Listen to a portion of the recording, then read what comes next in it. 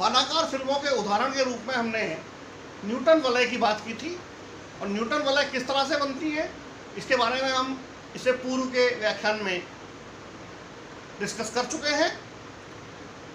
समान मोटाई के जो बिंदु होते हैं उनका बिंदु पथ यहाँ पर व्यतिकरण की फ्रिंज बनाता है। तो ये समान मोटाई की फ्रिंजें होती हैं, इन्हें न्यूटन टाइप की फ्रिंजें भी कहते हैं।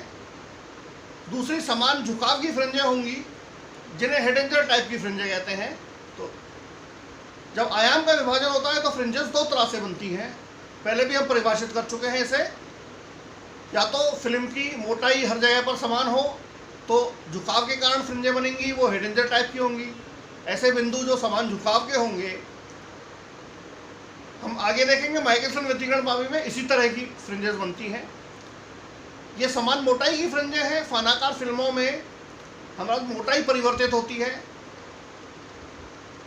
तो इस पर हम समानांतर किरणों को आपतित करते हैं, जैसा कल हम डिस्कस कर चुके हैं, और इन्हीं में व्यतिकरण होता है। इस व्यतिकरण के कारण समान मोटाई की फ्रिंजें मिलती हैं जिन्हें न्यूटन टाइप की फ्रिंजें कहते हैं। ये ज्योमेट्री है, देखिए ये उत्तल लेंस लगाया हुआ है और ये पतली ग्लास प्लेट है। इस बिंदु पर हम कोई फ्रिंज मान लें तो ये हमारे पास उस फ्रिंज की त्रिज्या होगी Rn, और यहाँ पर फिल्म की मोटाई है T। यहाँ पर हम Nv फ्रिंज के लिए मान लें, इसकी मोटाई Tn है। तो इस ज्योमेट्री से आप लिख सकते हैं AC square equal to BC square plus AB square. Now AB ये R माइनस T, ये पूरा हमारे पास की वक्रता त्रिज्या है।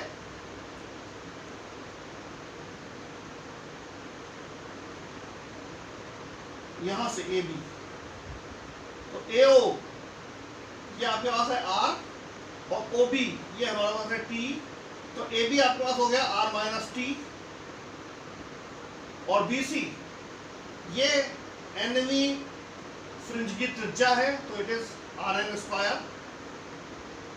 सॉल्व करें हम तो ये हमारे पास आएगा T square plus Rn square minus 2RT equal to 0।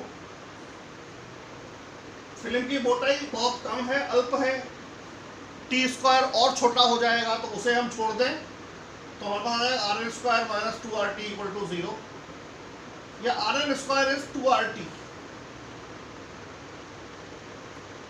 Right.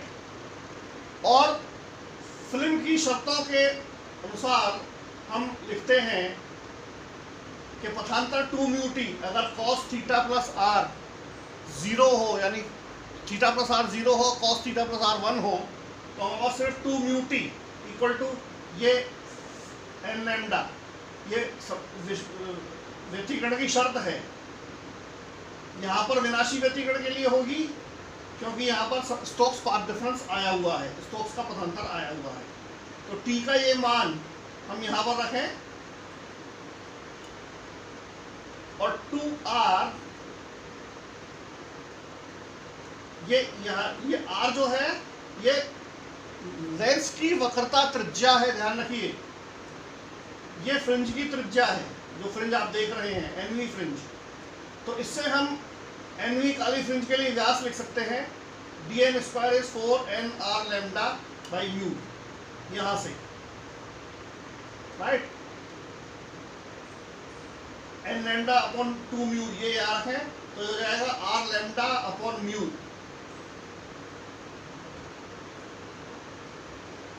तो व्यास का आप जानते हैं, व्यास को जो आप ये त्रिज्या है तो इसका स्क्वायर करेंगे तो व्यास आ जाएगा, ये वैल्यू हमारे पास आएगी यहाँ पर। चमकीली फ्रिंज के लिए हम लिखते हैं 2μt equal to 2n plus 1 lambda by 2। इसका व्यास हमारे पास इस तरह से आ जाएगा।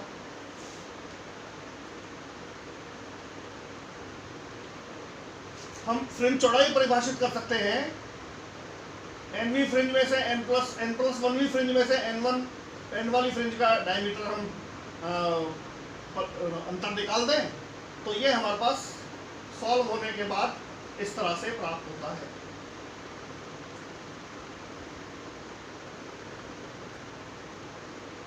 चमकीली फ्रिंज के लिए बात करें तो चमकीली फ्रिंज का व्यास हमने इस तरह से परिभाषित किया हुआ है, इसको भी रखें यहाँ पर। चमकीली फ्रिंज का व्यास भी हमें इसी तरह से मिलता है। आप देखिए न्यूटन वलय की त्रिज्या और फ्रिंज की चौड़ाई, न्यूटन वलय की त्रिज्या और फ्रिंज की चौड़ाई पूर्ण संख्या के वर्गमूल के समानुपाती है। त्रिज्या आप देखें ये n लैम्डा और फ्रिंज की चौड़ाई यहाँ पर,